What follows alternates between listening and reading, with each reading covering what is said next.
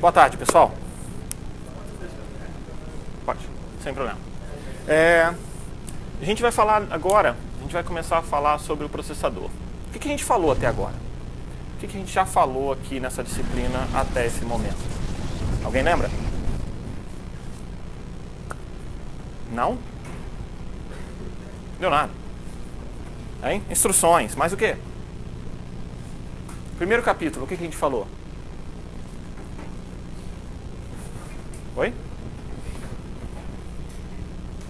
Medidas de desempenho, isso. E o que a gente falou? Capítulo 2. Instruções, não é? Certo? Capítulo 2 foram instruções. Capítulo 3. Como a gente fazer como fazer contas, certo? Como é que a gente tem as unidades lógicas e aritméticas do nosso processador. Capítulo 4, vamos botar isso tudo junto. A intenção desse capítulo 4 é ligar pedaços do processador. Tudo bem para vocês? O que eu preciso fazer? O que é um processador? O que a gente precisa fazer para ligar os pedaços dele de forma que ele seja capaz de executar instruções? Qual é a nossa meta? É o que a gente vai falar agora. Certo? Então, se a gente começar a olhar direitinho, a gente já viu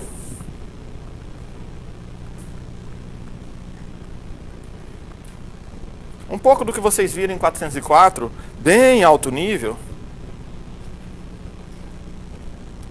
De alguma forma é isso aqui que a gente tem, né? A gente tem mais periféricos aqui, mas em linhas gerais você tem um processador num canto e tem a memória no outro. Tudo bem para vocês? Como que esse processador funciona? O que ele faz? Você. Seu nome mesmo? Eric. Você é o processador. Agora você vai começar a executar um programa. A primeira coisa que você faz é o quê?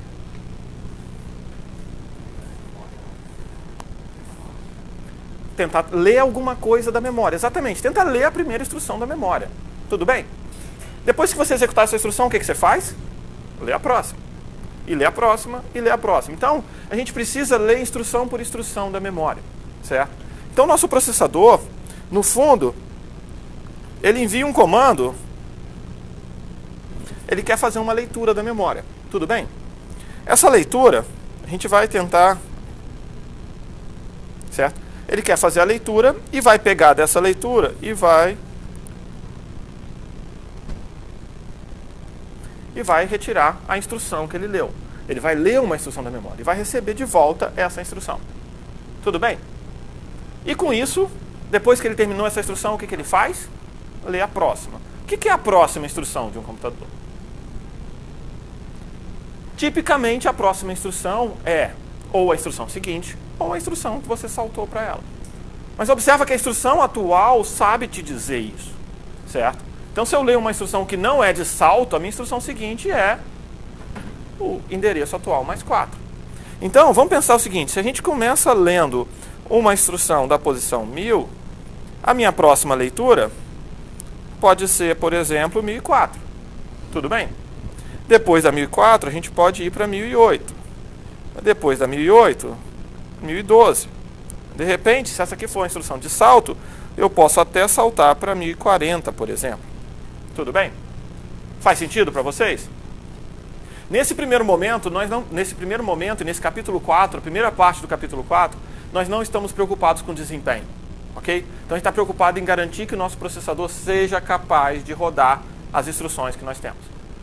Para ele ser capaz de rodar as instruções, então a gente vai fazer de uma em uma. Vamos pegar cada instrução e vamos colocá-la para funcionar. Tudo bem? Então a gente vai pegar uma instrução, executa essa instrução.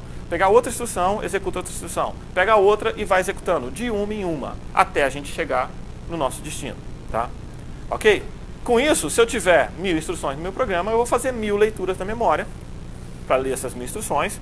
Algumas delas vão me mandar saltar, outras delas vão me mandar ler mais alguma coisa da memória, outras delas vão me mandar fazer operações aritméticas, mas todas elas começam com a simples leitura da memória. Nós temos um registrador no processador que ele não está no nosso banco de registradores. Esse registrador é chamado de PC. Por questão histórica, ele é chamado de PC, que é Program Counter, contador de programa. Certo? Antigamente, você usava esse termo, certo? Se você pegar a arquitetura Intel, ele chama de IP, Instruction Pointer, faz muito mais sentido, certo? Mas várias arquiteturas, vários processadores chamam ele de PC, Program Counter. Ok? O que significa isso? Se PC é igual a 1000, eu quero ler a instrução da posição 1000 de memória. Tudo bem?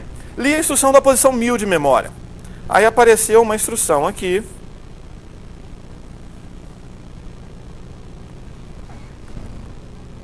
(32 bits). O que você faz com esses 32 bits? Vocês estão quietos hoje? O que eu... João, o que você faz com os 32 bits? Tenta olhar o opcode deles, exatamente. Então você vai ter alguns bits aqui, lembra que a gente estudou os formatos deles? Esses 6 bits aqui,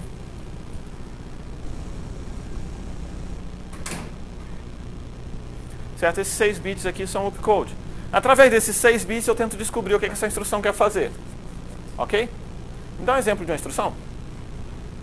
Hein? Add, exatamente. Vamos fazer uma soma, certo? O add tem uma peculiaridade que vocês devem lembrar, as instruções, certo? Algumas instruções elas usam o campo opcode e o campo funct, certo? Nesse primeiro momento vamos tratar tudo como se fosse uma coisa só, depois eu mostro para vocês como separar, tá? Mas no primeiro momento, então, você poderia identificar essa instrução como uma instrução, por exemplo, add. No fundo, você precisa desses dois campos para descobrir o add, tá? Ok? Mas a gente sabe que essa instrução é uma instrução de soma. O que precisa uma instrução de soma?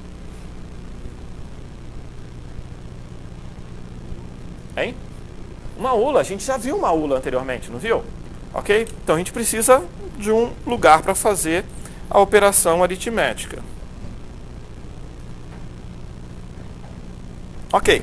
E eu vou ter que colocar essa operação aritmética para fazer uma soma.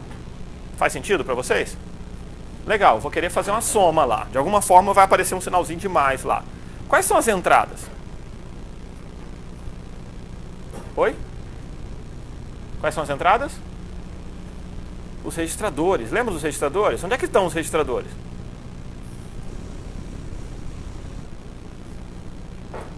A gente tem campos na instrução aqui que tem os registradores, não tem?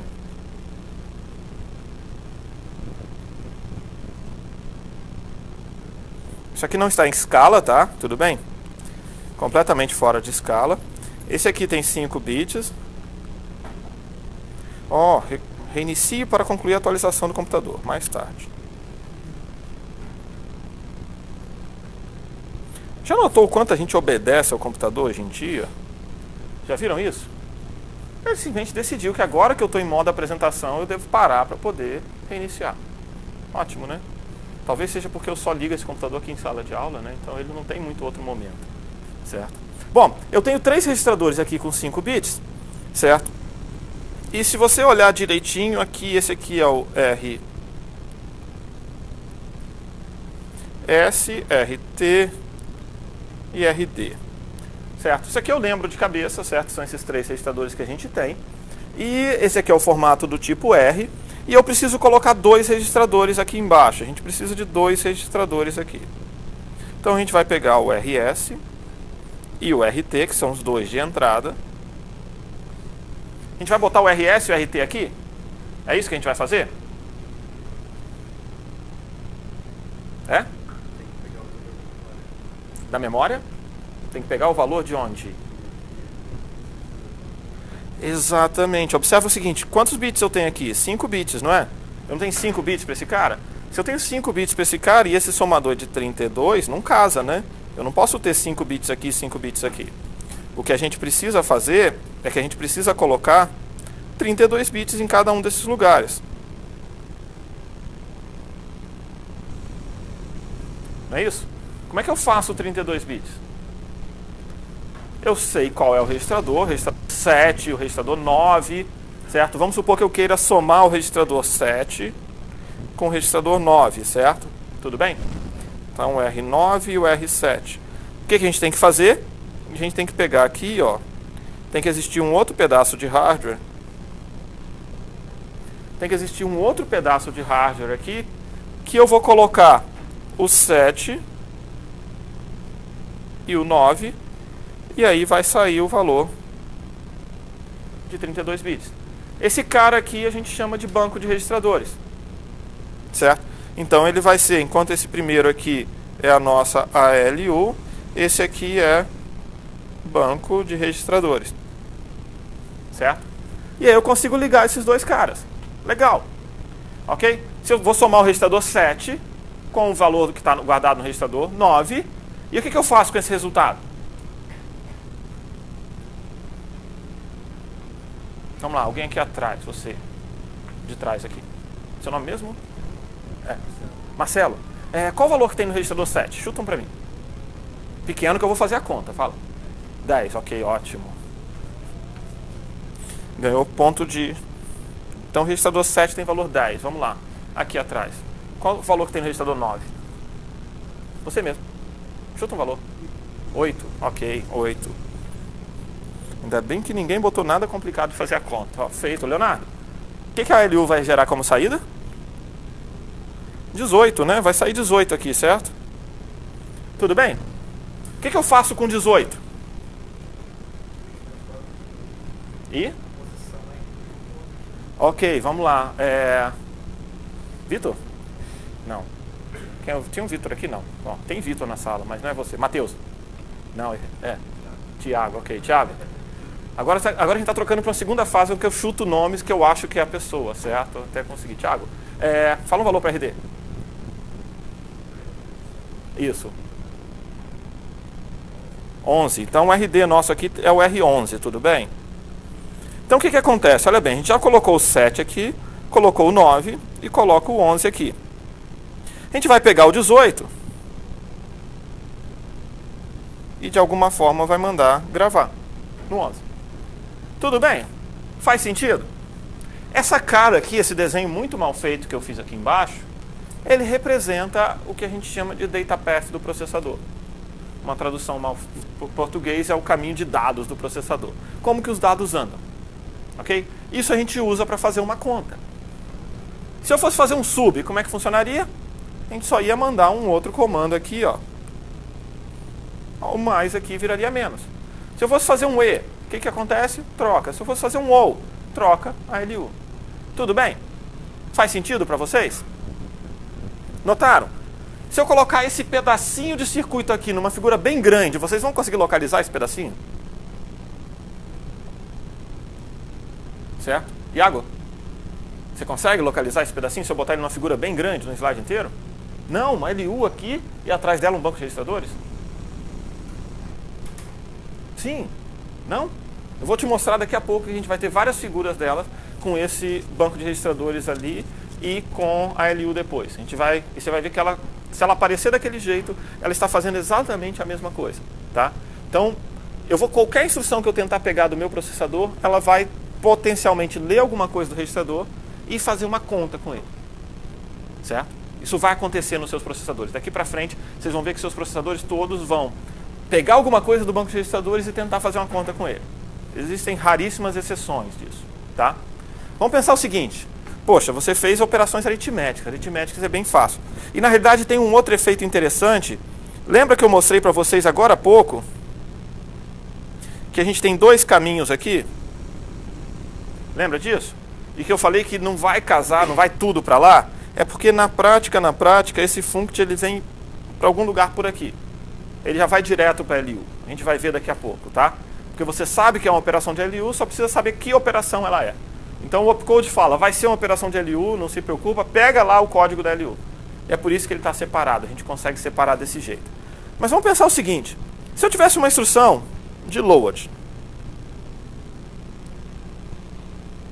o que a instrução de load quer fazer? Só para dar um exemplo para vocês, R0, 12, R7. O que significa isso? Significa que eu quero somar o 12 com o valor que está no R7. Onde é que está minha LU? Já está aqui, não está? Certo? Então vamos para um próximo slide, só para eu redesenhá-la para você de uma forma um pouco menos feia. Certo? Aqui está a minha LU. Eu quero somar, só recapitulando, eu vou escrever aqui em cima a instrução. R0 não, vamos botar R4. Porque o R0 tem valor 0, né? Então não pode botar ele aqui.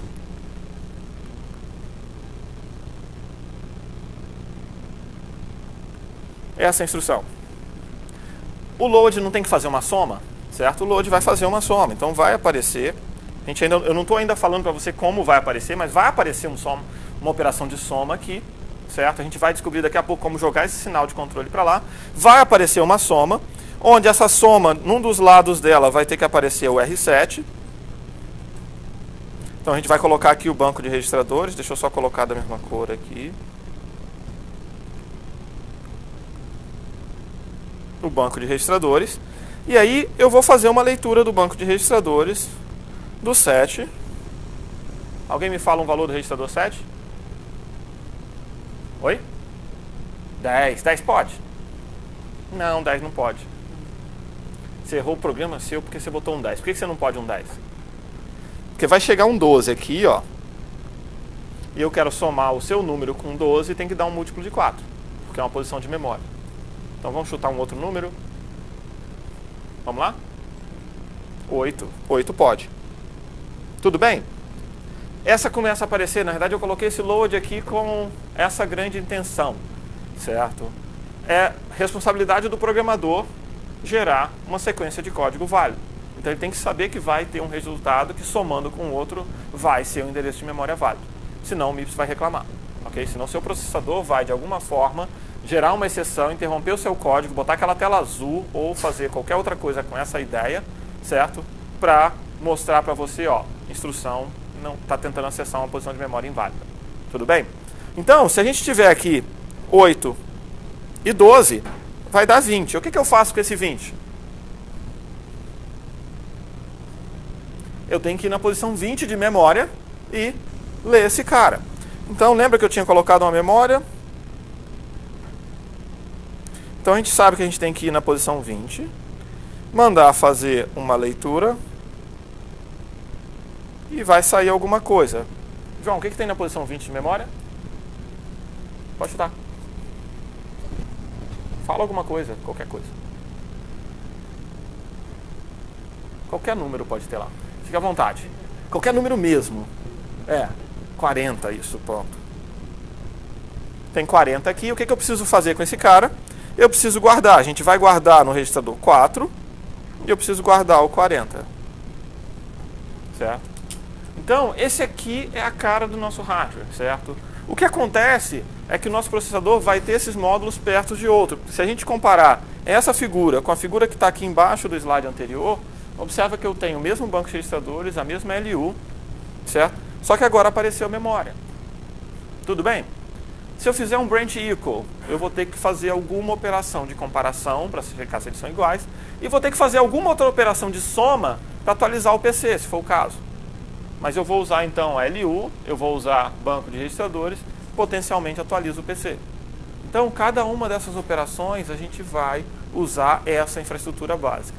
E é exatamente isso que a gente vai fazer no início desse capítulo. Esse capítulo agora a gente começa olhando os pedaços do processador. A gente vai ligar todos eles e colocá-lo de forma que ele seja capaz de executar um programa, certo? Na sequência, o que a gente vai fazer? Depois disso, a gente começa a tornar o processador mais rápido. Por enquanto, não se preocupem com o desempenho. Acho que eu já falei umas 2 vezes isso para você. Falar mais uma, não estamos preocupados com o desempenho aqui e agora. Tá bom? Ok? Só para dar um exemplo para vocês, agora são 4h30. A gente já executou 2 instruções, certo? Então, a gente tem o nosso período do nosso clock mais ou menos uns 15 minutos. Ok? Você notou? Imagina um processador que está nessa frequência aí, certo? Menor que 0,1 Hz. Ok? Não estou preocupado aqui ainda. Certo? A gente vai colocar mais instruções. Daqui a pouco a gente vai dar um jeito de fazer esse processador ficar mais rápido. Tá bom? Ok? Dúvidas, perguntas até aqui? Primeiro fato. Todas as instruções terão que ser executadas com algo desse jeito.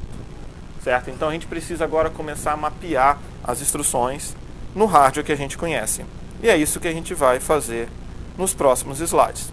Certo? Então, o que nós temos aqui só para recapitular, certo? O que afeta o desempenho do processador?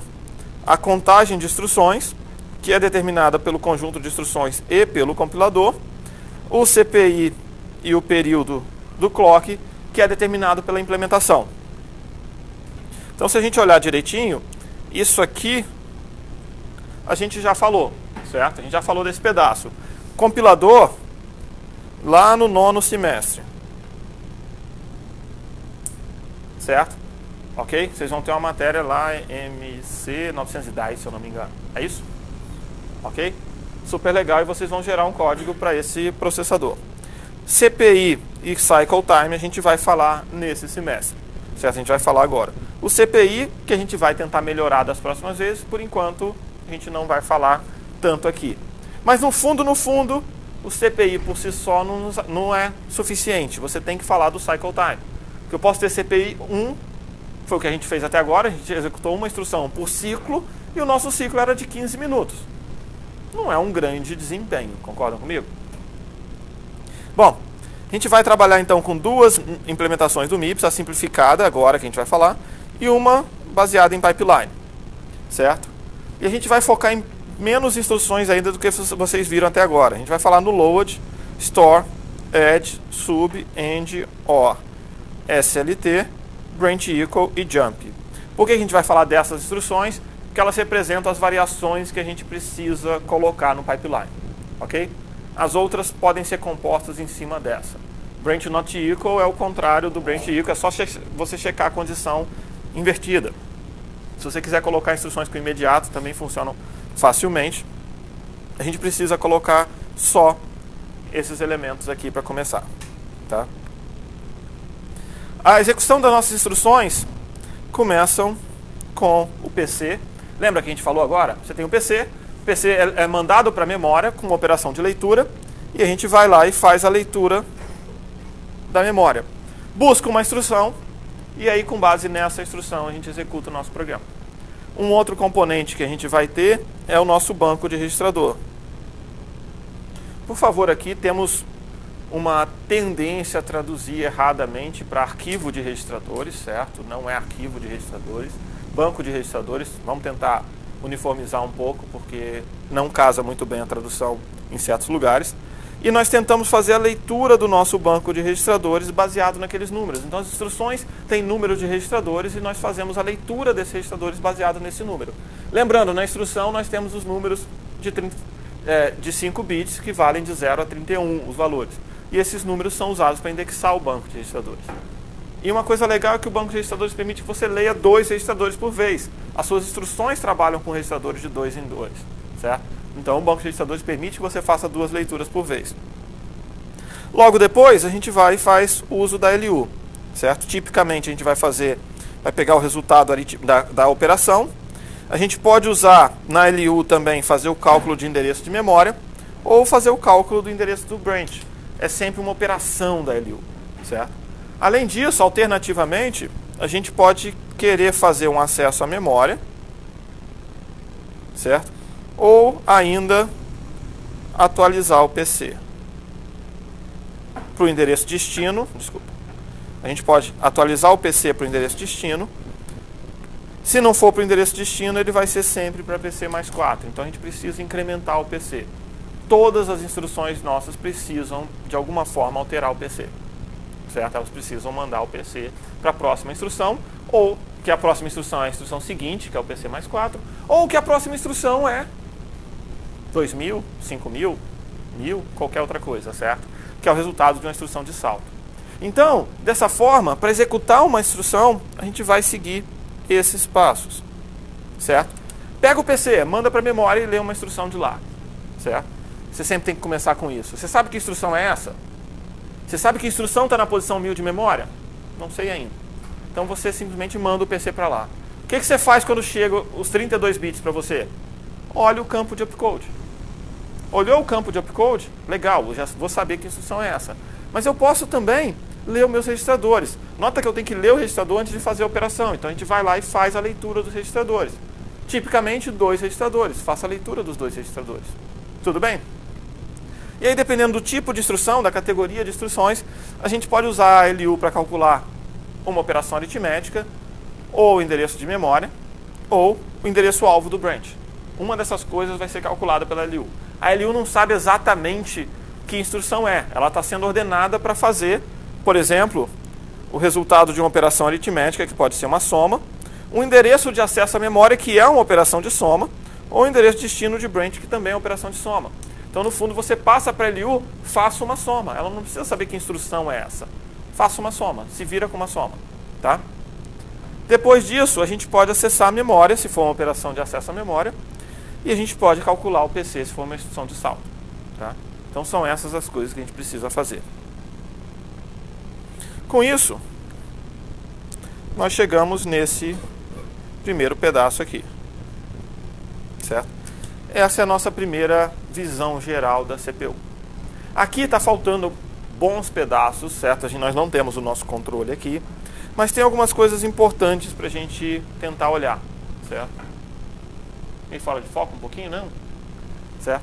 A gente tem algumas coisas importantes para olhar nessa figura, e vocês vão ficar olhando para figuras baseadas nessas por muito tempo, certo? O que eu queria fazer com vocês? Essa figura vai ficar aqui agora. Eu queria que vocês tentassem encaixar aquela mesma instrução de add que a gente fez anteriormente.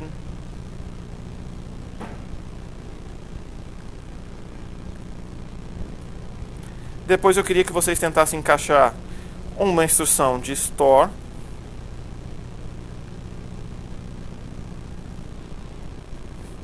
E depois eu queria que vocês tentassem encaixar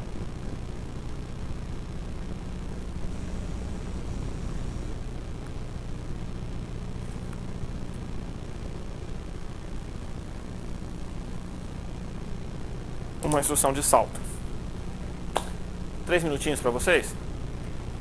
Certo? Eu vou deixar ela aqui e vocês ficam com ela no caderno de vocês, no papel, algum lugar para vocês. Tudo bem?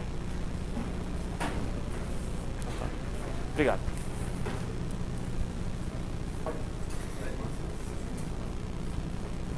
Oi? O que foi? O que está escrito nos quadrados? Você está o quê? Sem óculos? Ah, então não. Fica aqui, ó. Pode sentar aqui.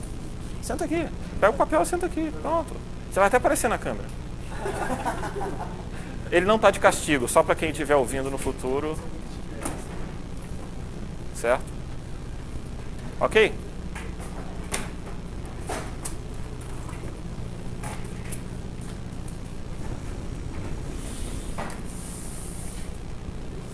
Um dia você perde o tênis, outro dia os óculos. Esse pessoal não tá com boa companhia aí, não.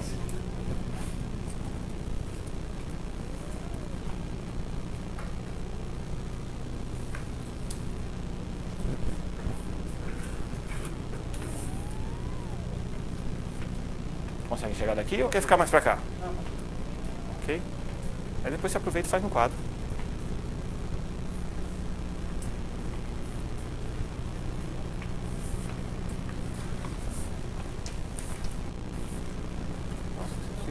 Aí atrás, deixa eu tentar acender aquela luz lá.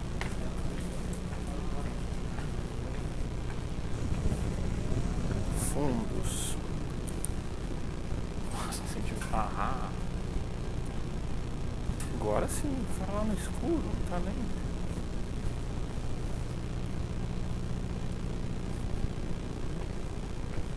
Ok, só relembrando, tentem fazer sozinho.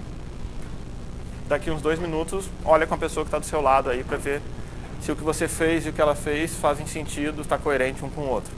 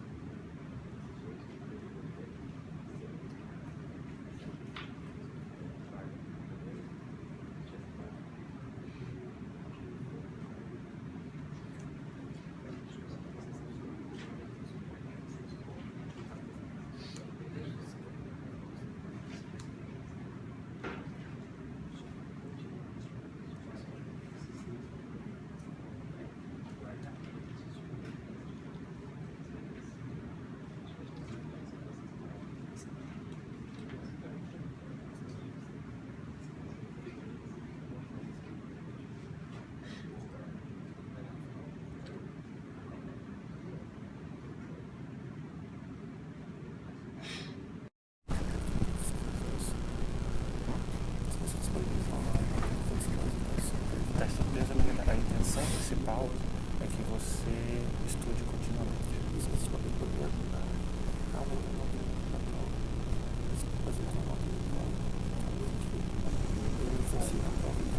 E tem a nota dele, isso. Sim.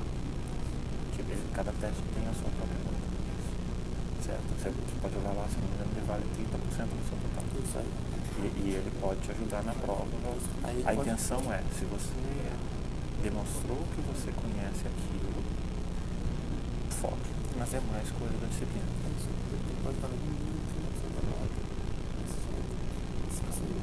Se for bem, ele vale mais. Ele pode chegar para 27%. Potencialmente isso. Se você quer dizer, você imagina que você tem pedaços de conhecimento da disciplina, tudo bem? Se você tem pedaços de conhecimento da disciplina e você, com o teste surpresa, você demonstrou que você sabe esse pedaço. Então eu não quero mais te cobrar esse pedaço, eu quero te cobrar os próximos pedaços.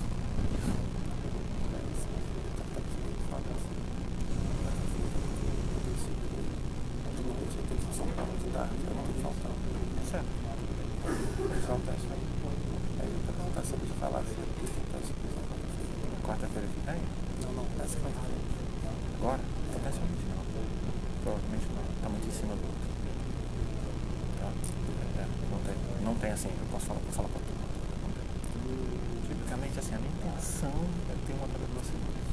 Intenção, eu não posso falar a data certa. Porque depende do ritmo de vocês. Outra coisa que eu vou na cabeça. Por que você não deu uma tabela para as instituições? Queria que a gente tivesse decorado. Eu sabia lá o STL para dar história, né? Eu disse que era STL, STL. Eu não descontei disso. Na correção, eu não descontei da instrução errada. Agora eu anotei por cima para lembrar. Se ninguém perdeu ponto, é por isso. Eu devo entregar só na prova. Consegui terminar de corrigir. Mas eu não descontei nota pela instrução. A minha experiência diz que se eu te dou uma tabela, a pessoa acredita que com a tabela na mão, ela vai ser capaz de fazer qualquer código sem ter a noção geral. Então, por exemplo, não dá. Tipicamente não dá. Porque você não sabe para que servem as instruções. Entendeu? Então, a questão, eu tiro a tabela porque você vai escrever instruções do jeito que você conhece. Eu não estou te cobrando especificamente esse código aqui, aquilo, por enquanto, porque está no início, mas eu estou tentando te cobrar uma sequência coerente com isso. Depois eu vou comentar um pouco mais para tentar esclarecer esse modelo. O que acontece, por exemplo? Você viu ali no exemplo que eu peguei uma instrução que você não podia somar dois números que não davam um múltiplo de 4. Entendeu? Isso aí, que a gente falou no modelo de memória, que cada instrução ou cada posição de memória é a cada 4 bytes. Isso é mais crítico para mim, nesse momento da disciplina, do que você lembrar. Você falou 2 ou 3 alternativas para store, você não falou o SW, que é a correta. Tá? Entendeu? Então é mais essa é a diferença para mim. Eu sei que tem que fazer história. Aí se eu tivesse tabela, eu saberia que era o SW. Sim, mas esse erro não é um erro crítico para mim, no momento. Você vai ter que saber isso ao longo do curso, você vai acabar decorando que o SW é o store. Mas eu não estou tirando ponto de você colocar, você sabe que tem uma instrução de store. Você escreveu alguma coisa que era uma instrução de store.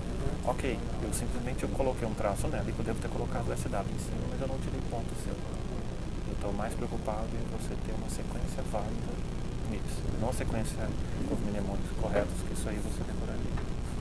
Mas se não suporta errado isso, porque não vai ser isso.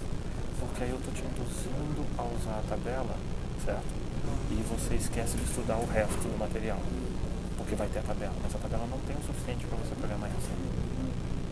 Provavelmente a gente está falando dos dois argumentos e a gente está tendo abordagem distinta em cima do mesmo argumento. Se quiser a gente conversa um pouco mais sobre isso depois, certo? O que acontece?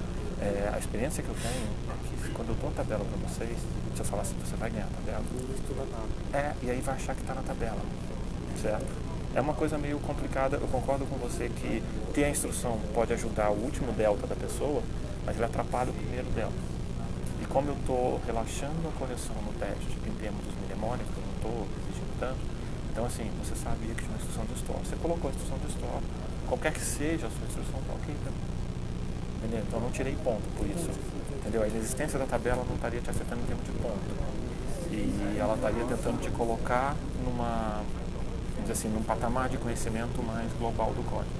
relembrando, a gente não quer que você seja um programador assembly MIPS aqui nessa disciplina. A gente quer que você entenda as instruções que você vai precisar implementar, que é exatamente o que a gente está tentando fazer lá. Ok? Então a gente está tentando colocar a instrução. Então, por exemplo, se pegar só aquela primeira lá, o ED, R1, R2, R3. Certo? O que nós temos lá? Certo? Você vai ter que fazer a soma do R2 com o R3 e colocar no R1. Tudo bem? Aqui eu estou fazendo meio que de trás para frente, né? Tipicamente você deve olhar o circuito e encaixar as instruções, mas se você olhar para aquele circuito, a gente tem um somador no meio, naquela LU lá, certo? Aquela LU no meio. Então o R2 e o R3 de alguma forma tem que fornecer dados para ela. E aí você começa a montar de trás para frente. Essa é a intenção que a gente vai fazer agora. Certo? Espera um pouquinho que eu vou te mostrar lá e a gente vai completar o pipeline com isso. Por que isso é importante? Por que esse componente é importante? Porque esse aqui é o menor circuito que a gente vai fazer lá. Esse é o menor circuito, esse é o primeiro, é o menor dele. A gente vai colocar mais coisa nele. Você acha que são muito gostosos para mim? Eu não sei gravar de outra pessoa. Ok, como é que você... Ok, como que a gente consegue equacionar isso então? Me dá uma sugestão. Ok, então, deixa eu só... Ó, timeout, vocês viram, né? Não fui eu. Você já sabe o tempo que vocês têm. Não gosto disso. Isso era mais crítico quando eu estava gravando aqui. Mas vamos lá. Pessoal, hora de vocês completarem. Conseguiram fazer? Mais ou menos? Qual sim? Vamos lá. Olharam para a pessoa que está do lado? Quem conseguiu comparar com a pessoa que está do lado? E deu igual? Calma aí, não tem ninguém do seu lado aí, né? O único que não tem ninguém do lado foi o que falou que conseguiu comparar, ok. Vocês conseguiram olhar para a pessoa que está do seu lado e conseguiram ver o que tem ali, o que tem de diferente? Conseguiu convencer a pessoa que está do seu lado que você está certo ou que ela está certa e você se convenceu? Esses são os dois objetivos de você falar com a pessoa que está do lado, certo? É uma pessoa que acabou de aprender exatamente o que você está tentando aprender, certo? Eu falei alguma coisa aqui na frente para vocês e talvez vocês não estejam tão claros sobre esse resultado, ok? Tudo bem? Feito para vocês? Então, vamos lá. Primeira coisa. A instrução de add, ela vai somar os registradores 2 com 3 e quer colocar no R1, certo? No fundo, tem alguma unidade que nós não colocamos aqui, que é uma unidade de controle, que vai setar esses sinais de controle todos para vocês. Mas ela não aparece aqui nesse circuito e a gente precisa primeiro olhar para esse cara, certo? E se essa instrução de add vai ser executada, ela tem que estar em algum lugar de memória. Vamos supor que seja o 1000. E aí a gente vai ter a instrução da posição 1000, outra na posição 1004 e outra na posição 1008. Tudo bem? Se essa instrução começa na posição 1000, eu tenho PC igual a 1000 aqui. Faz sentido para vocês? E aí ele vai ser jogado para a memória. No fundo, olha que coisa legal, a gente vai falar sobre isso daqui a pouco. Tem duas caixinhas aqui com memória. E para a maior parte da disciplina, vocês vão aparecer com duas caixinhas para memória. Quantas memórias tem no seu computador? Uma, né? Então daqui a pouco, um mês, 2 meses, a gente vai transformar essas duas caixinhas em uma. Mas por enquanto, são duas caixinhas de memória, certo? Por que a gente tem duas caixinhas de memória? Porque em algum momento a gente vai ler uma instrução na memória e pode ser que a gente queira ler dados da memória também. Só adiantando um pouquinho da história, contando cenas do próximo capítulo, isso aqui no final vira um cache. Já ouviram falar em cache do processador? Certo? Isso aqui no final vai virar cache, que vai se comunicar com uma única memória, que você só tem uma memória. Mas aqui, vamos falar que só tem uma memória e pronto, está resolvido para a gente. Então, a gente joga...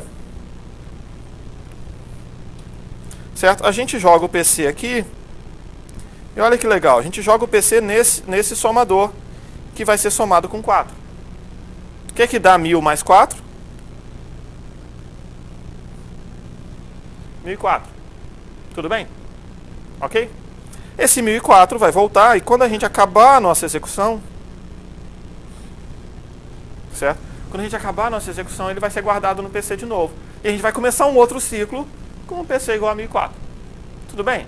Mas esse outro ciclo não chegou ainda não. Então vamos só, como se fosse fácil fazer isso, né? Trazer ele até aqui só. Pronto. Deixa ele aqui, depois a gente completa ele. Certo? A gente não vai botar esse resultado aqui. Aí a gente leu o endereço 1000 e vai sair alguma instrução que é exatamente essa instrução de add aqui. Essa instrução de add, ela sai com um monte de pedaços, tá vendo aqui, olha? Sai um monte de pedaços para ela, certo? Mas nós estamos muito mais preocupados com os registradores que nós temos, certo? A gente vai ter que ler o registrador 2, o 3 e vai guardar no registrador 1, certo? A gente vai ler do registrador 2, 3 e guardar no registrador 1. Tem portas específicas, qual que você vai ler, qual que você vai guardar. A gente está simplificando isso nesse momento. Vamos lá, gente. Registrador 2 tem que valor? Hein? 10, ok. Então, registrador 2 tem valor 10. Registrador 3? 1. Ok. Certo? Só chute, tá? Daqui a pouco a gente vai fazer uma convenção bem simples que eu vou virar e vou pegar. O número do registrador vai ter 10 vezes o número dele para ficar fácil para a gente fazer isso aqui. Mas, por enquanto, vamos chutar valores. Que operação que a gente tem que fazer na LU? O add vai fazer uma soma. Como que chegou essa soma? Vai vir em algum lugar um sinal de controle aqui em cima e vai colocar esse valor. Nós não estamos preocupados com esse pedaço aqui ainda, certo? A LU, então, fez uma soma, certo? E vai sair, o que vai sair como resultado da soma? 11, né? Certo? Observa que esse 11, ele está preparado para chegar como endereço de memória, mas calma aí, a instrução de add vai fazer alguma operação de memória? Não, não vai, né? Então não vai chegar um sinal de controle aqui, certo? Mas esse sinal de controle não vai fazer a operação de leitura ou de escrita da memória, certo? Esse sinal de controle não vai mandar nem ler, nem vai mandar escrever. Pronto, resolvido o nosso problema. E aí nós temos que pegar esse 11 e trazer aqui para os dados. Tudo bem para vocês? E a gente grava o 11 no registrador 1. Na hora que a gente faz isso, simultaneamente essa gravação, o PC também é gravado. E se o PC vai ser gravado, a gente passa a executar a instrução 1004. Tudo bem? Ok para vocês aqui? Ok, senhores? Tudo bem? Legal? Conseguiu entender a sequência? Conseguiu fazer a sequência? O que faltou? Hein? Dá para fazer o quê? Não conseguiu fazer? Mas você fez um pedaço? Qual pedaço que você conseguiu fazer? A parte de somar do endereço. Ok. Pessoal, lembra que eu fiz separado essa LU e esse banco de registradores? E o que a gente está fazendo é crescer cada um dos componentes. Vocês notaram que eu fiz esse pedaço do PC aqui totalmente separado? Certo? Mais pra frente a gente vai ver que eu posso pegar é como se eu pegasse um de vocês e deixasse aqui no canto, ó, faça o pedaço do PC. E você é capaz de fazê-lo o tempo inteiro. Certo? Aí eu pego outra pessoa, faço o pedaço do banco de registradores. É possível fazer isso? Imagina, eu posso pegar esse desenho e colocar ele bem grande, maior que está aqui, ó, usar vários quadros e falar, faça um pedaço para um, faça um pedaço para o outro pedaço para o outro, outro pedaço para o outro. A gente consegue fazer isso? Ok? Faz sentido para vocês? E aí, só precisa de um outro controle por fora. Isso, por enquanto, está na nossa cabeça. A gente vai colocar o controle aqui. Vocês conseguiram fazer o store? Não? Vamos apagar aqui e vamos fazer o store?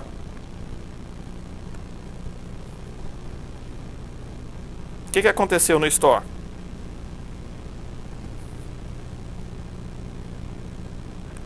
Então vamos tentar fazer o store. Só relembrando, a gente tinha começado com 1004, que ia chegar aqui, 1004, né? Ia sair 1008. Tudo bem? Então esse primeiro ciclo aqui da esquerda, ok? Esse primeiro ciclo aqui da esquerda é exatamente o que a gente quer fazer. Tá bom? Ok? Aí sai a instrução da posição 1004, aparece alguma coisa que é a nossa instrução store. Ok. O store quer fazer o quê? O store quer pegar um valor que está no registrador 7 e guardar na memória. Tudo bem? Então ele está codificado, certo? De alguma forma para somar esse 0 com o valor do R8. Então a gente vai precisar ler o R8. E a gente vai guardar. Na verdade a gente precisa ler o 7 e o 8.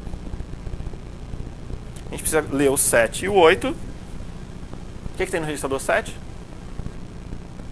Chuta um valor para o 7. Oi? 7, ok. Então o registrador 7 tem 7. E o registrador 8? Oi? O 7 tem 7 e o 8 tem 8? Só para poder atrapalhar. O 8 pode ter 8, certo? O 8 vai aparecer aqui em cima. A gente está somando ele com 0, tá? Porque está com 0 aqui. E aí isso vai sair 8 como saída, certo? E está faltando... Opa, desculpa, eu coloquei na sequência errada.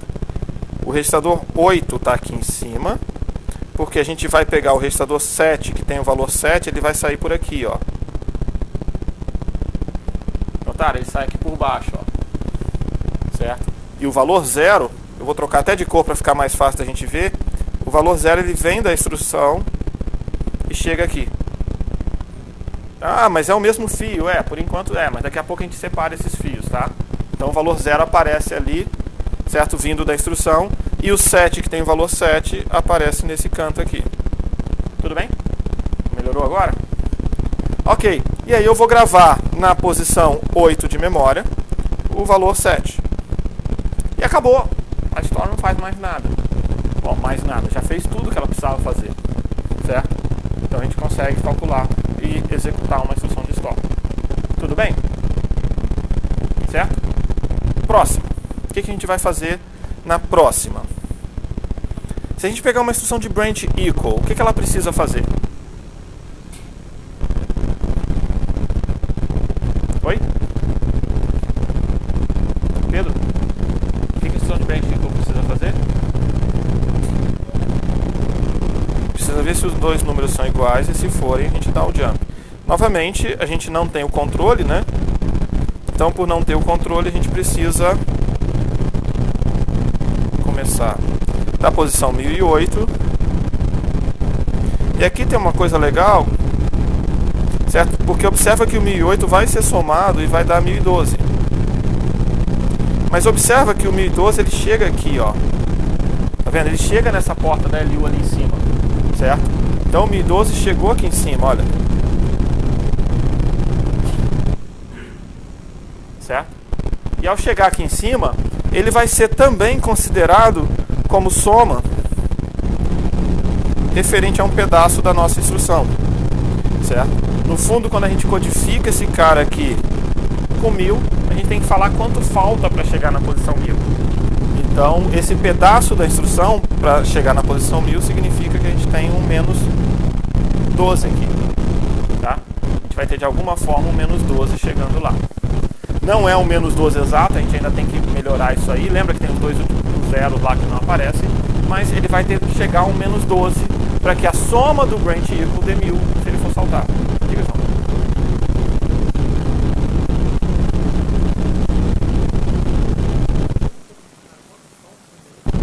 Como assim?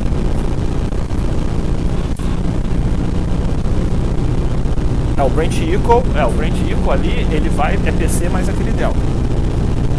Por que é PC mais o delta? Qual é a intuição por trás disso?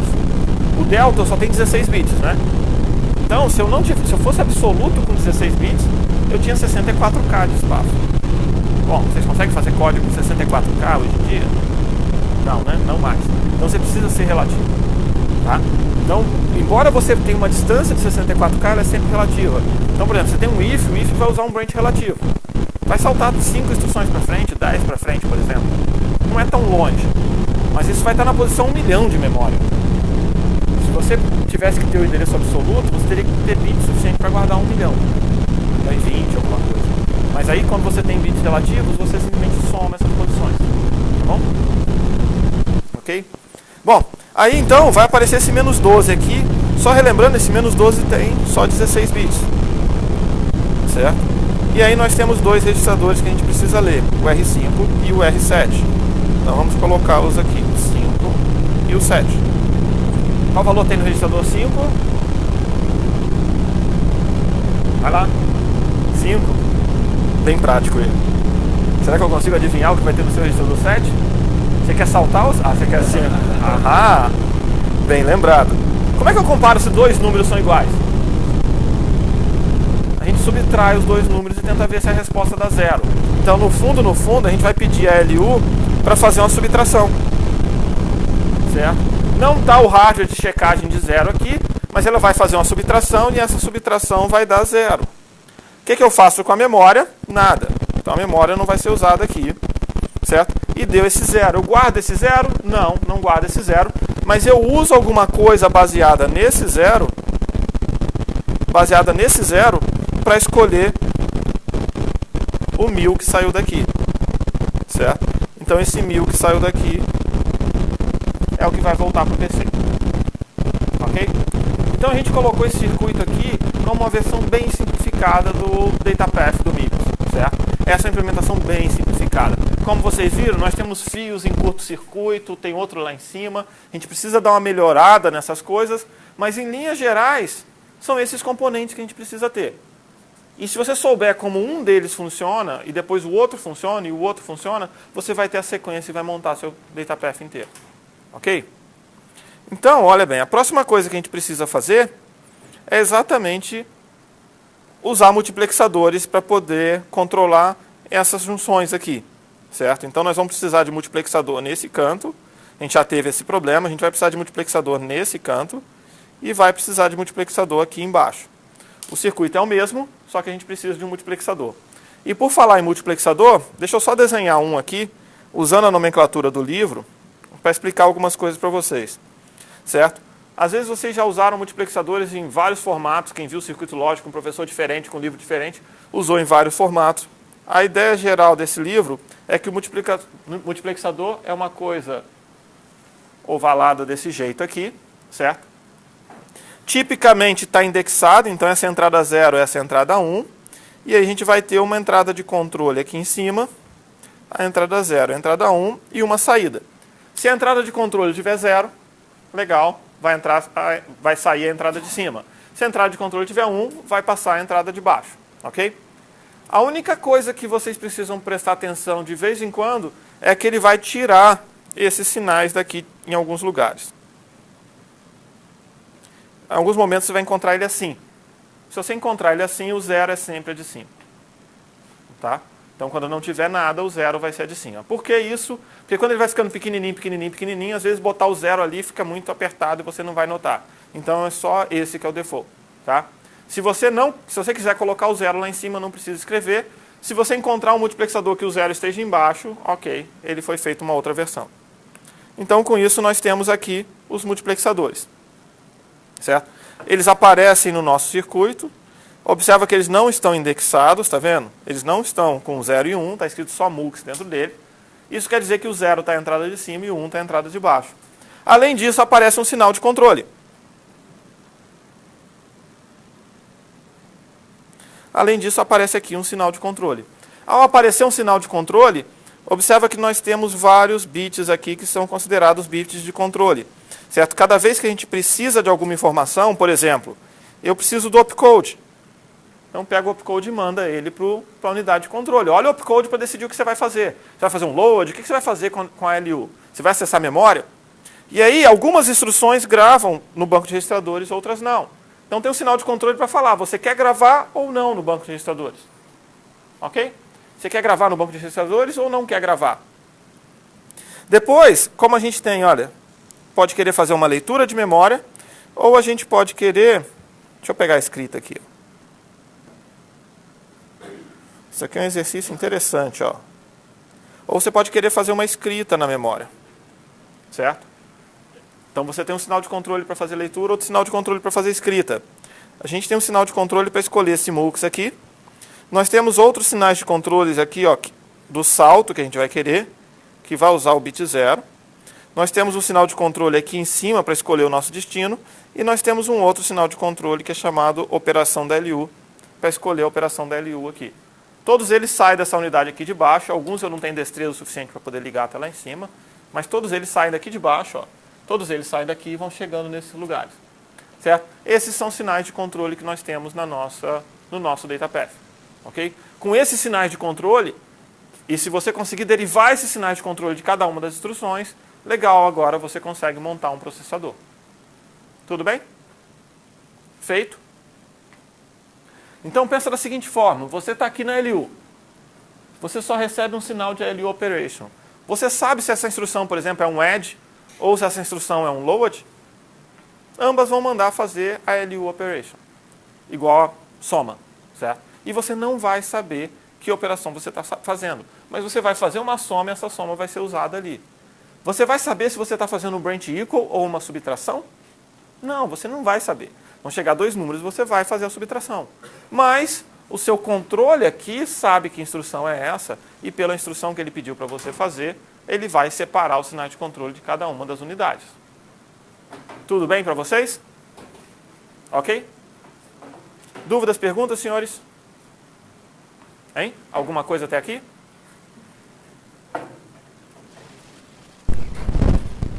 Bom, ideias gerais de circuitos lógicos, eu vou passar um pouco mais rápido por isso, mas só para relembrar, todos vocês já fizeram a disciplina de circuitos lógicos, então eu vou só dar uma visão geral, certo? Nós temos as informações codificadas em binário, 0 e 1,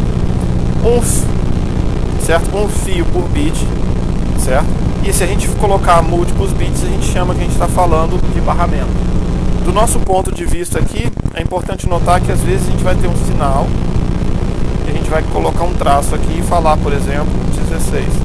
Significa que isso aqui é um barramento de 16 bits passando. Certo? Você não precisa desenhar 16 linhas, nem fazer uma linha mais grossa. Basta fazer uma linha e colocar a largura em bits que você quer com ela. Certo? Nós temos elementos combinacionais que operam nos dados. E nós temos elementos sequenciais, que armazenam as informações. Isso quer dizer, eu tenho registradores que guardam informações e eu posso rodar, passar o tempo, ele vai continuar com aquela informação. E eu tenho elementos combinacionais, que dependendo da minha entrada, talvez que muda a minha entrada, ele muda sair instantaneamente. Os elementos sequenciais, eles dependem de clock. De algum tipo de clock ou sinal de habilitação para poder alterar o valor deles. Só para portas lógicas.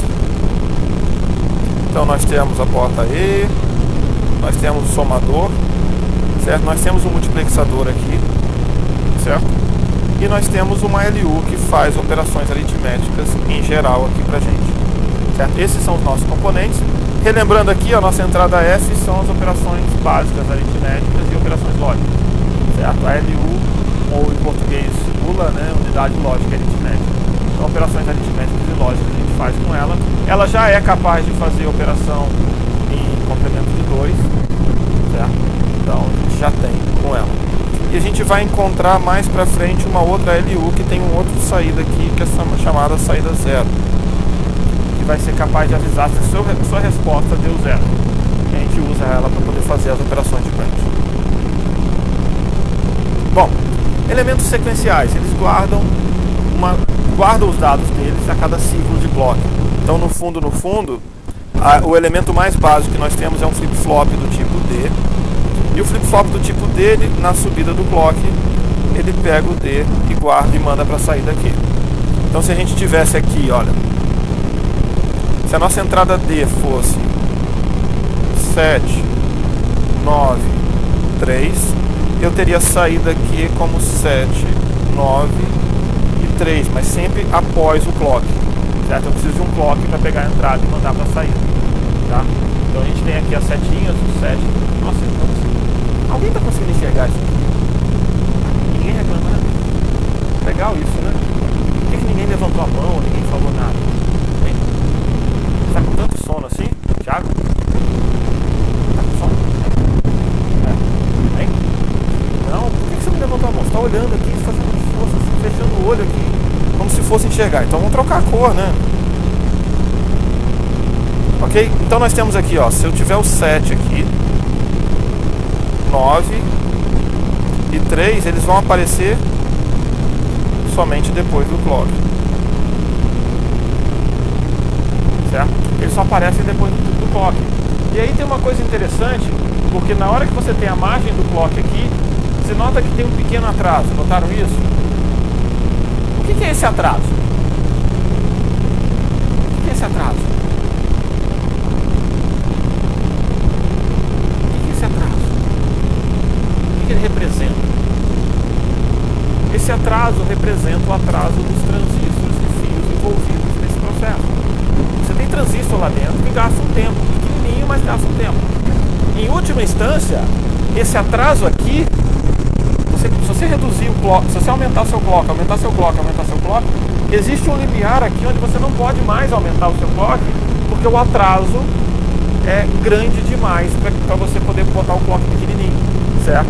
Então, o atraso desses aqui, que por enquanto está igual, porque é o mesmo flip-flop, mas se você pegar em todos os seus circuitos e pegar o maior desses atrasos, ele é chamado de caminho crítico do seu circuito.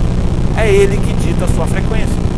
Você não vai poder fazer um circuito mais rápido do que o seu maior atraso. Ok? E esse atraso aqui é o que vai ditar a sua frequência. Então as pessoas podem virar e falar, poxa, como é que eu escolho que meu processador vai rodar 2 GHz? Você escolhe que seu processador vai rodar 2 GHz porque você pegou o seu atraso o maior atraso que acontece dentro deles e notou que dá meio nanosegundo. Se o seu atraso deu meio nanosegundo, maior atraso, ou melhor, se o seu maior atraso estabiliza em meio nanosegundo, observe que eu não estou preocupado aqui com esse meio, eu quero imediatamente após a transição, certo? Se o atraso mais longo estabiliza, certo? Em um tempo menor do que esse período, você pode ter essa frequência. Tudo bem? Então, quem dita a frequência do seu circuito é a implementação que você fez. Se você colocar um monte de porta lógica uma atrás da outra, o que vai acontecer é que seu atraso vai aumentando. Se seu atraso vai aumentando, seu clock vai diminuindo. Por isso que fazer transistores menores permite que o sinal elétrico passe mais rapidamente por ele. Se passar mais rapidamente por ele, legal, você pode subir a frequência. Era isso que acontecia. Você fazia transistores menores e subia a frequência do seu processador. Tudo bem? Cada vez menor, cada vez menor, cada vez menor. O problema é que diminuiu o transistor, diminuiu o tamanho do transistor, eles foram diminuindo a tal ponto que você, hoje em dia, você deve encontrar uma porta lógica assim. Agora você está enxergando, Thiago? Está enxergando a porta lógica que eu desenhei? Até tá, né? Mas está pequenininha, não é? O que acontece hoje? Hoje em dia, por um bom tempo, você media o atraso sempre em número de portas lógicas.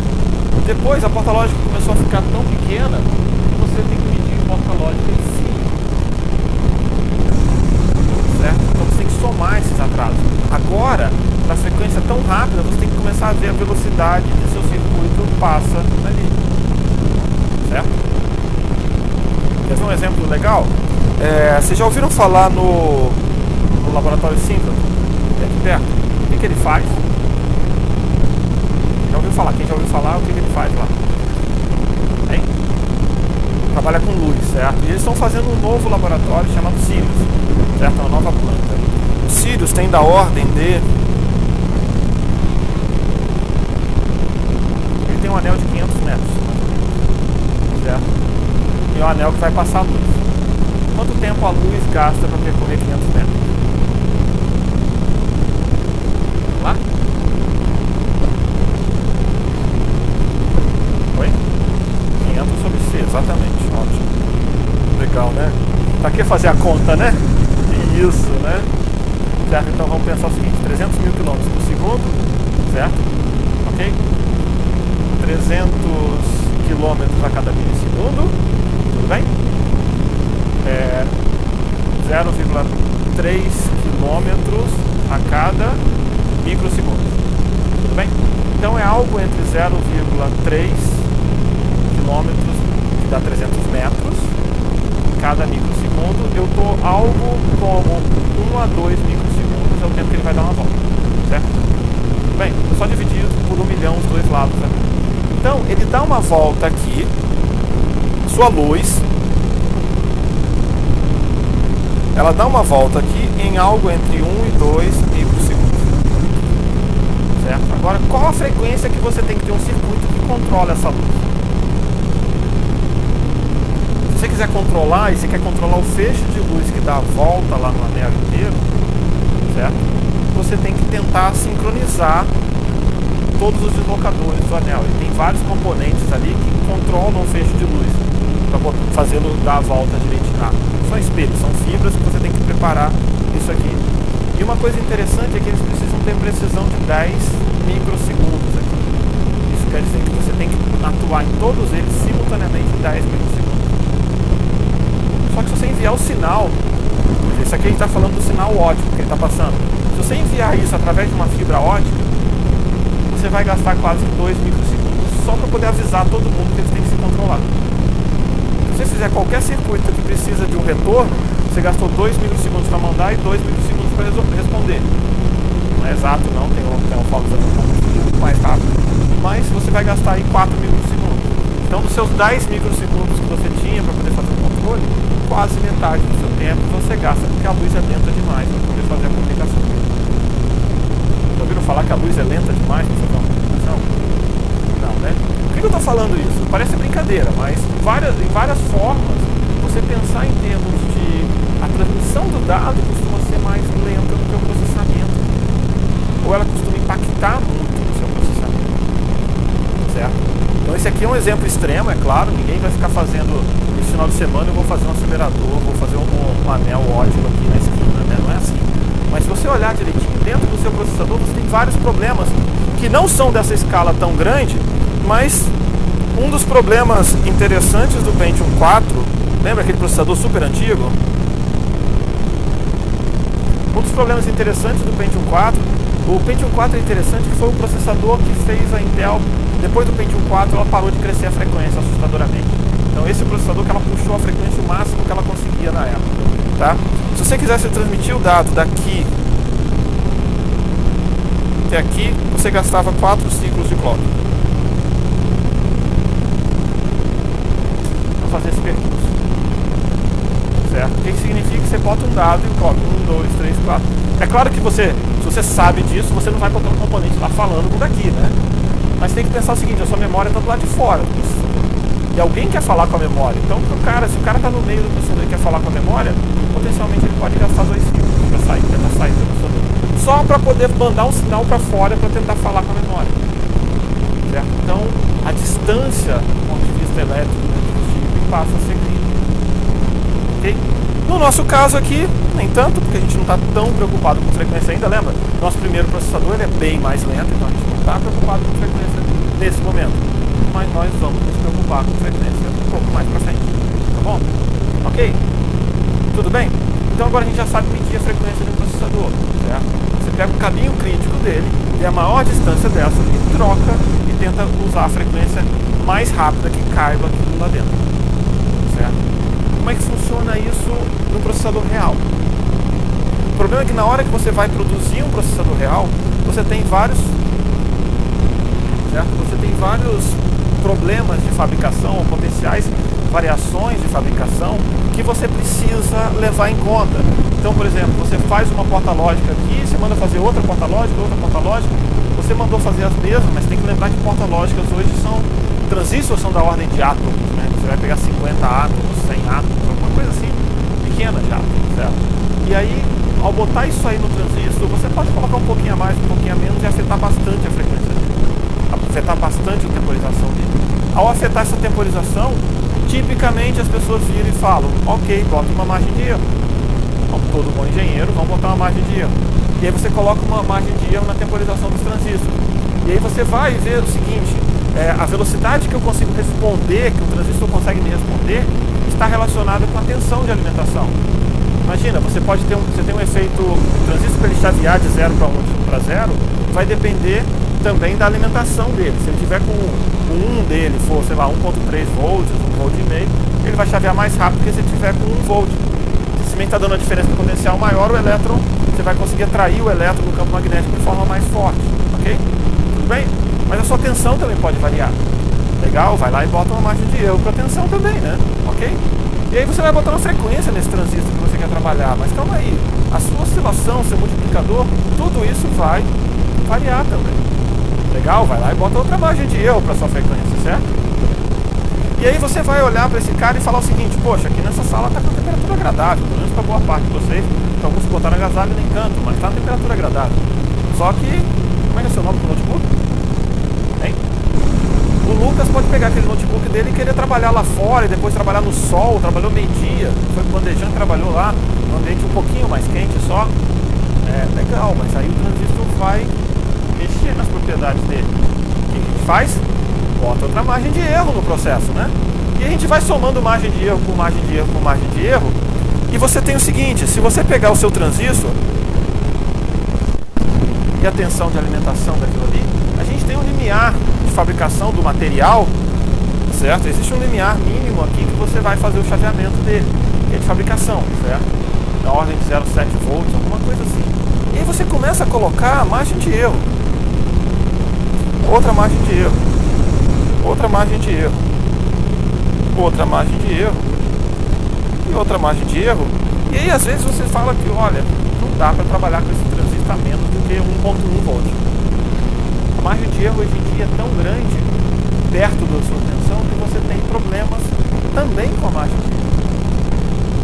O que acontece? Ela está ficando tão grande ali que você está tornando o seu circuito mais lento, trabalhando ele numa frequência menor, porque você está se preparando para cada uma das margens de erro. E aí começaram a surgir, desde 2000 mais ou menos, começaram a surgir técnicas tentando calibrar o seu processador para a frequência ideal dele. Existe uma frequência, de acordo com aquela produção ali, existe uma frequência boa, existe uma tensão de alimentação boa para esse processador, de acordo com a temperatura interna, de acordo com o processo de fabricação, de acordo com a temperatura externa, inclusive.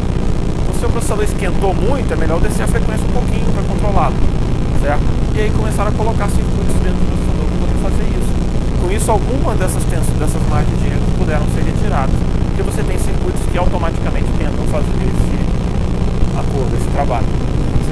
Para quem está interessado em ler mais sobre isso, existe um trabalho bem interessante nessa área, chamado de Razor. Certo? Ele foi feito lá na época de 2000 e pouquinho. Certo? Tem uma história super legal em cima disso. Se você pegar o autor dele, o primeiro autor fez vários artigos para frente depois, mas o principal desse aí é que ele pegava um processador grande, bota um processador pequenininho do lado e tenta subir a frequência e abaixar a tensão desse processador grande. Enquanto ele está trabalhando, legal, o pequenininho fica mostrando e detectando que ele está correto. Quando o processador grande começa a ter problema, o pequenininho detecta que deu problema e eles tentam se recalibrar para o processador grande trabalhar um pouco menor. Ele faz 2 processadores em um, certo? Para cada processador ele bota um outro pequenininho, mas esse pequenininho é bem menor do que ele, então você não nota tanto o efeito em área e consegue ter um benefício bem grande. Depois disso, é claro, fizeram versões mais otimizadas, não chega a gastar um processador inteiro para isso, mas a ideia é bem similar. Ok? Então a gente falou um pouquinho sobre frequência, só para poder mostrar aqui o que acontece, certo? A gente só vai atualizar os registradores numa subida e se a gente tiver um sinal de controle como 1. Então nosso banco de registradores precisa ter um sinal de controle falando eu quero gravar nesse registrador. Se ele não tiver, você não faz a gravação, certo? Além disso, a gente faz isso porque a gente quer usar o resultado dele em algum momento no futuro. Então, por exemplo, aqui a gente mandou gravar, aqui mandou gravar, mas aqui a gente não mandou gravar, certo? Então a ideia é que você pode gravar em momentos diferentes do seu processador, certo? Um pouco de ideia geral de clock é que a gente tenta fazer o seguinte: isso aqui é um ciclo normal.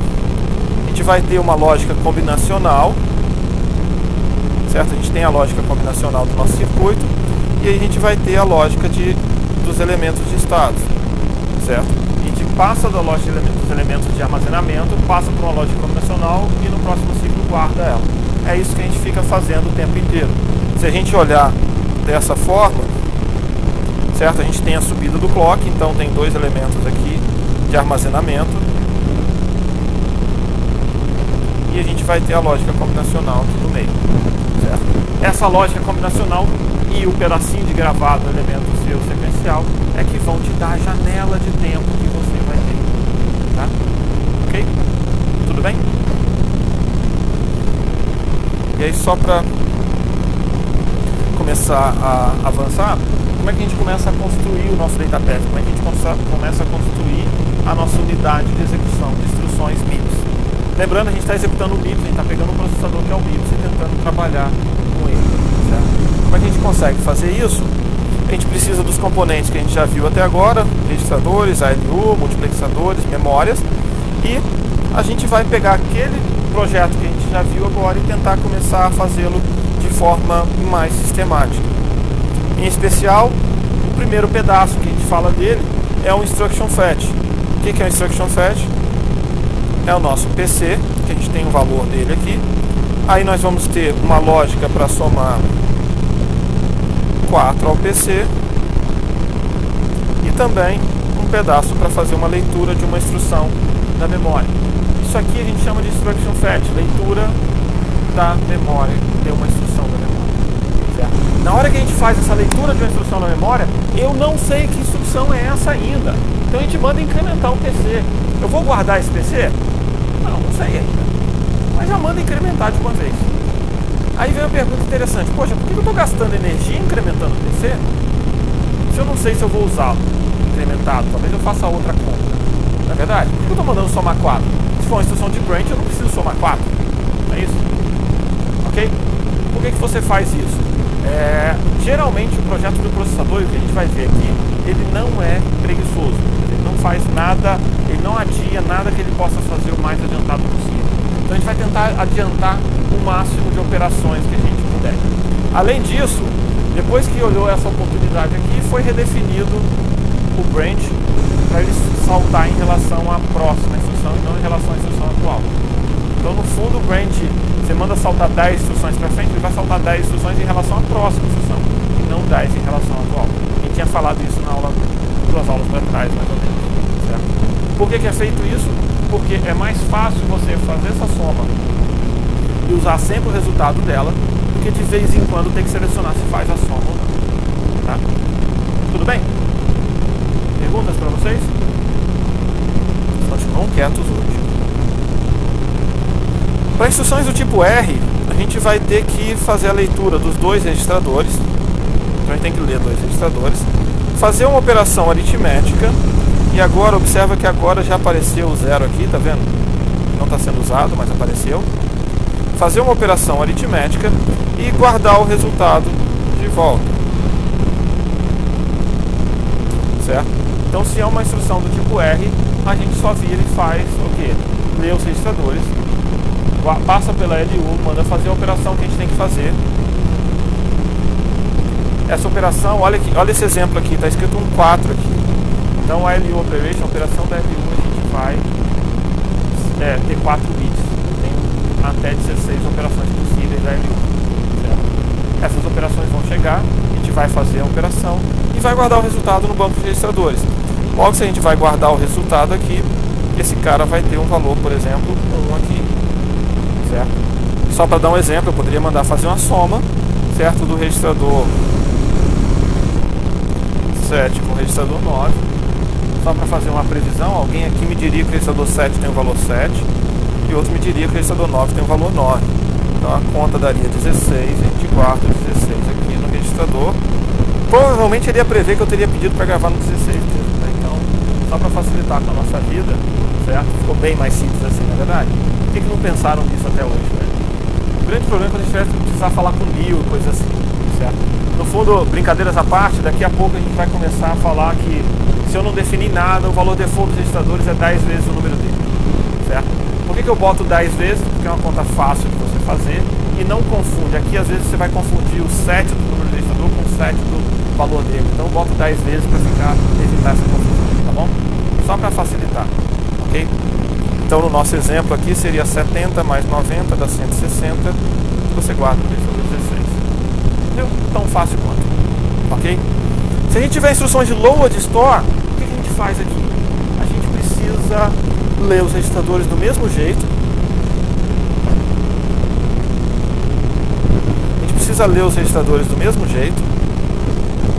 Certo? A gente precisa calcular o endereço final, usar LU, e aqui aparece uma coisa interessante, a gente já tinha falado de extensão de sinal um tempo atrás, lembra disso? O resultado do imediato tem 16 bits, eu preciso transformar aquele cara no 32, porque afinal eu preciso de um número de 32 bits para contar, certo? Se a gente tiver um load, a gente vai fazer uma leitura da memória, e se a gente tiver um store, a gente vai fazer uma escrita na memória, certo? Então, no fundo, a gente tem um sinal de controle aqui que é o main write, e um sinal de controle que é o main read. Esses main write e main read, eu vou poder colocar 0 e 1 em cada um deles, certo? Observa que não faz muito sentido pra gente, certo? Colocar um bit só para decidir se eu quero ler ou escrever na memória. Vai ter hora que a gente não quer fazer nada com ela, certo? Então a gente tem um bit para escrita e um bit para leitura, bem? E a representação de extensão de sinal é super simples aqui, certo? Entra 16 bits, sai 32. e esse cara está representado como 16 bits em complemento de 2 e sai com 32 bits em complemento de 2. Certo? Instruções de branch. Instruções de branch, a gente vai ler os operandos, a gente vai compará-los, legal. E vai usar, para comparar a gente precisa usar LU, fazendo uma subtração e checando por 0. Então quer dizer, eu faço a subtração dos dois elementos e comparo esses caras com 0. Certo? Comparo para ver se o resultado deu 0. Se deu 0, eles são iguais. E aí, para fazer a nossa operação, a gente faz extensão de sinal também. Desloca 2 bits para a esquerda. Lembra que nosso imediato ali tem menos bits. Eu quero dar um jeito do imediato parecer ter mais bits. E como a gente sabe que todo endereço de memória termina com 00, então eu faço um deslocamento para botar o 00 deles. Com isso, a gente, como a gente já tinha falado, a gente vai ter a sensação de ter 18 bits, tendo só 16. Ok? E a gente soma para PC mais 4. Certo? Soma para PC mais 4. Isso aí já está calculado, a essa altura do campeonato, já foi feita essa conta com a unidade de FET, com a parte de FET da instrução. Alguém já fez essa conta para a gente. Certo? Só para poder tentar mostrar como funciona o nosso circuito aqui, certo? Ok? A gente tem então, observa que o nosso deslocamento por 2 está aqui e a extensão de sinal está aqui. Então no fundo eu tenho 16 bits que vão passar aqui, ó, e vão chegar no nosso somador extra. Além disso, esse somador recebe o outro elemento aqui que é o PC mais 4. Então só relembrando, se esse cara aqui tivesse 1004, certo? Poderia aparecer aqui, por exemplo, um 20, daria 1024, certo? Ok? Mas além disso, nessa mesma direção aqui, eu deveria fazer a leitura de 2 registradores para comparar, certo? E a gente pode comparar 2 registradores, o registrador 3 e o registrador 4. Se esse aqui tem 20, por exemplo, e esse tem 20, a gente vem aqui e faz uma subtração, que é o comando que vai chegar, que é a operação que vai chegar, e a nossa resposta vai dar 0. Opa. A nossa resposta da operação vai dar 0. Com isso, o nosso bit 0 dá 1. O shift, eu vou mostrar para você daqui a pouquinho. A ideia é que nossos números, certo? Nossos imediatos, eles têm sempre...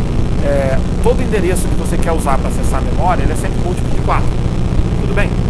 Se ele é sempre múltiplo de 4, por que você quer guardar aquele 00 no final do binário? Certo? Aí, olhar, ok, você pode guardar o 00 dele no binário. Mas uma das formas de simplificar isso é não guardar o 00 e fazer um deslocamento dele para a esquerda. Por que você quer fazer isso? A intenção principal é que se eu pegar uma instrução de branch, essas são as duas instruções de branch, elas são do formato I do nosso processador. E aí aqui a gente vai ter o opcode,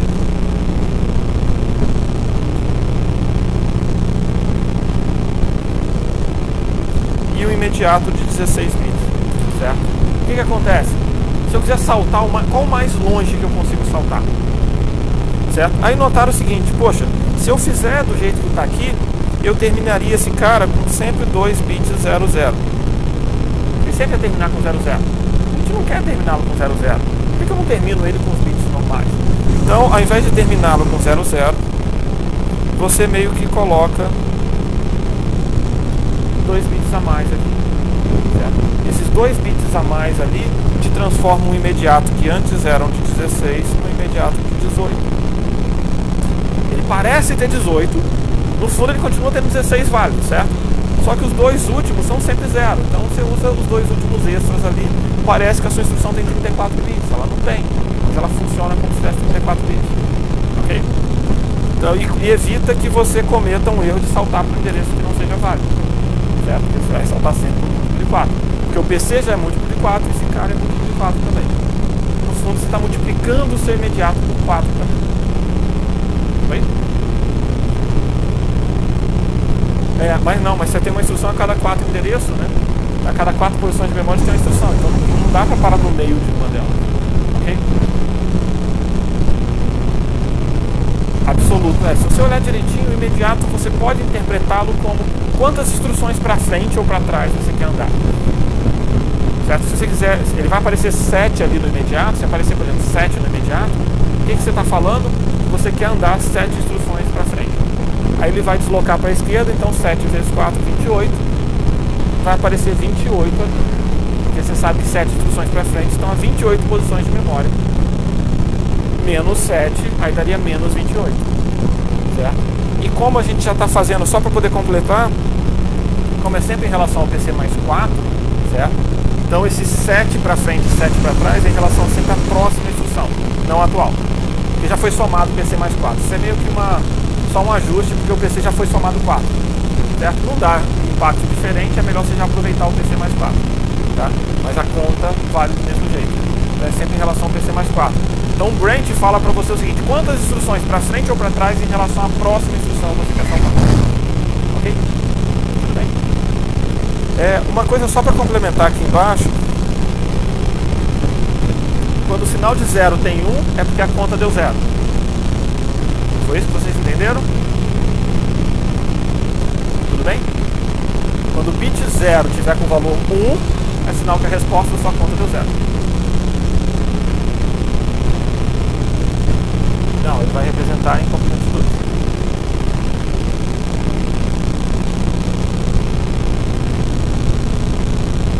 Múltiplo de 4 em complemento de 2, então seja 0, 0. Vamos tentar um aqui. Vamos lá. Vou falar um deles. Vamos pegar o 8. Como é que é o 8 aqui? 1, 0, 0, 0, né? Vou botar mais um 0 aqui porque eu preciso dele aqui no final, certo? Como é que você calcula o complemento de 2 dele? Investe soma 1. 1, 1, 1, 0, 1. Mais 1. 0, 0, 0.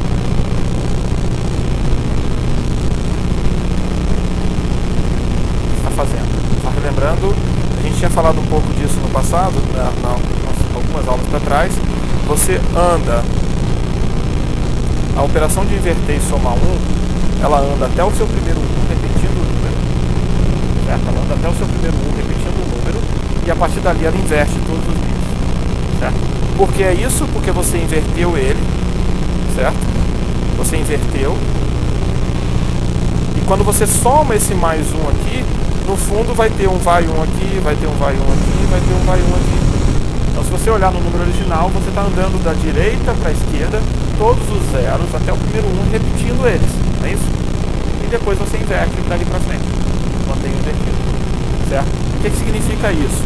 Nossos múltiplos de 4 eles têm 2 zeros aqui. Certo? O que implica que eles vão ter 2 zeros aqui. Certo? Okay. Então você, tanto faz ele ser positivo quanto negativo, eles vão ter 2 bits zeros. Então, pode ser que sejam os únicos bits zeros, tudo bem? Mas eles vão ter os 2 bits. Se ele não tiver esses 2 últimos bits, é porque lá em cima.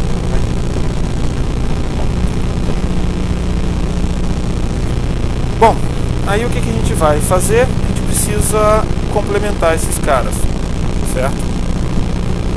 Então, a primeira coisa que a gente vai pensar em fazer aqui é resolver, executar uma instrução em um único ciclo de clock. A gente vai pegar um ciclo de clock e executar essa instrução, certo?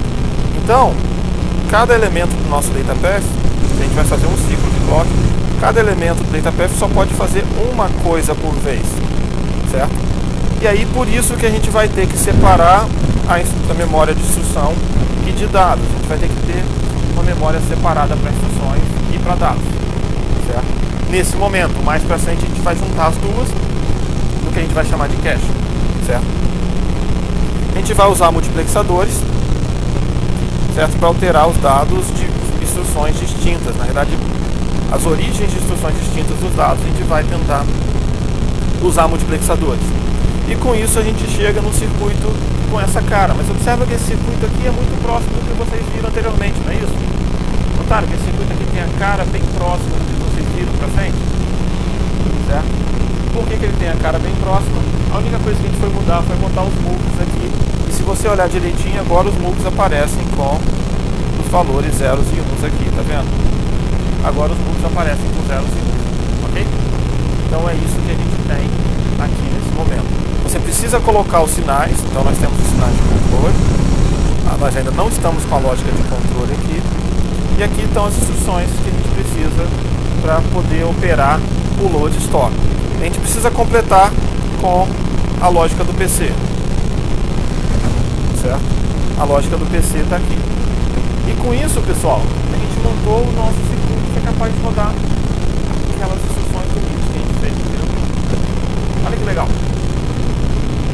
Eles acabaram de fazer um processador. Tudo bem? Funciona? Hein? Esse processador vai funcionar? Funciona? Você não acabou de fazer? Confia? Como assim? Assustado? Qual o problema com ele? Tem algum problema?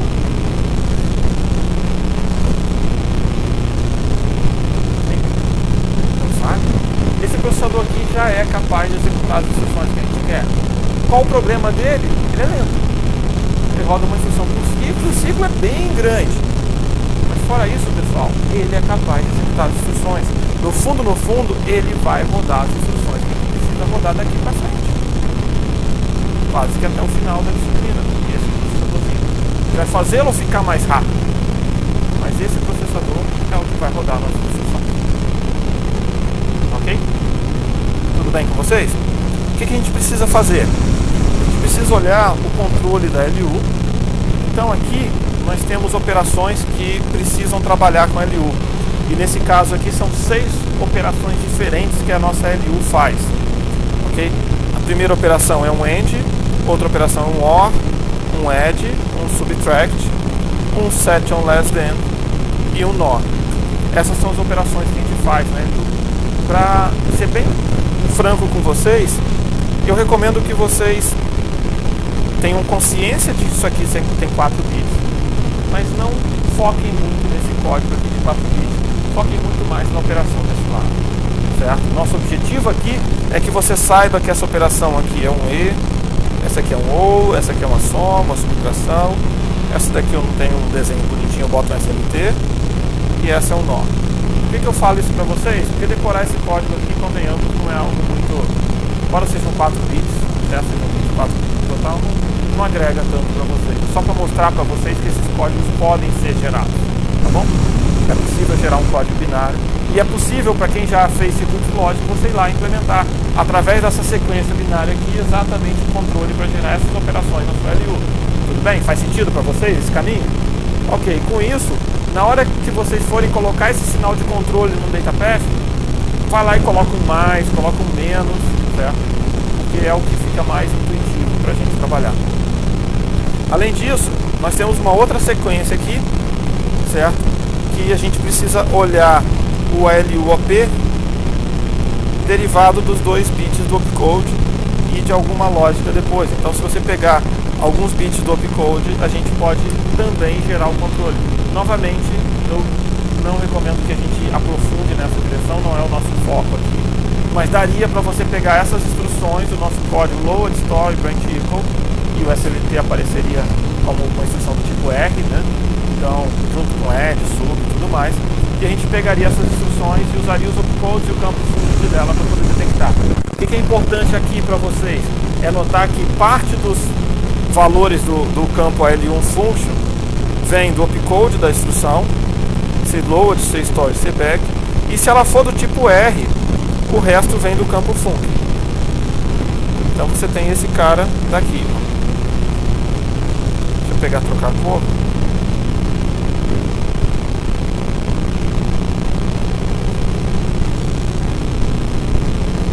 Certo?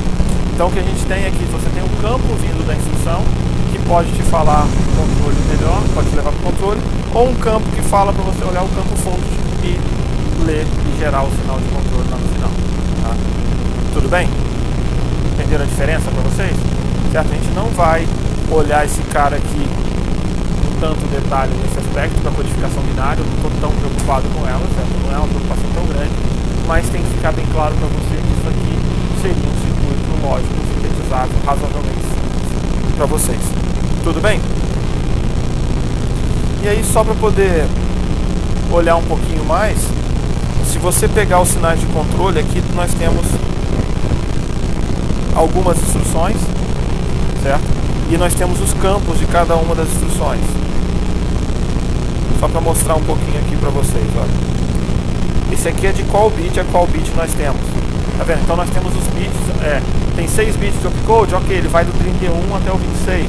Nós temos o RS com 5 bits, do 25 ao 21. E é isso que a gente tem para cada um dos campos. Com isso, a gente pode pegar um datapath e quebrar em mais pedaços as instruções. Aqui eu acho que está meio complicado para vocês verem, mas nesse cantinho aqui tem exatamente os campos que estão saindo. Okay? Então aqui embaixo, esse cara aqui é o 15.0, esse aqui é o 15 a 11, esse aqui é o 20. É o 20 ao 16, esse aqui é o 25 ao 21, esse outro é o 31 ao 26. Está indo o opcode, está extraindo o campo correto dele. Tá? A gente não vai também, a gente vai saber que esses caras chegam aqui. Em especial, observa esse 15.0 e 15.11, ele tem 5 bits aqui em comum. Se a gente voltar, a gente vê que esses 5 bits em comum são esses aqui, ó. Certo? Nós temos esse bit, esses 5 bits aqui são exatamente os mesmos. Então, se uma instrução é do tipo R, ela tem um campo RD, ok? Lá em cima. Se ela é de imediato, se ela precisa de imediato, esse campo aqui não existe o RD. Na verdade, não existe não. Os 5 bits estão ali, mas eles têm um significado completamente diferente. Você vai enxergá-lo de forma diferente, ok? Não dá para você falar que os 5 bits não existem. Ele vai chegar de forma diferente. Tudo bem? Ok, senhores? Tudo bem? Bom, com isso, a gente fecha essa visão geral do datapath, certo? E aí a gente vai pegar e deixar, na próxima aula a gente vai fazer mais exemplos sobre isso. Deixa eu só